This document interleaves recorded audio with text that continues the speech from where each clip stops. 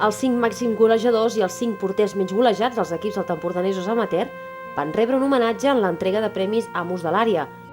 organitzat pel Setmanari Empordà i Futbol Empordà. Els premiats van ser Pol Comte del Figueres, Esther Quintana de Primera Catalana, Carles López de la Jonquera, Xus del Base Roses i Abraham Huguet de la Marca de l'Am com a golejadors. I els porters menys golejats van ser Joan Orenya del Figueres, Esther Carreras del Cabanes, Xico de la Jonquera, Xavi Tijera de Marca de l'Am i Rubén Roca del Vilamalla, que va ser absent a l'acte.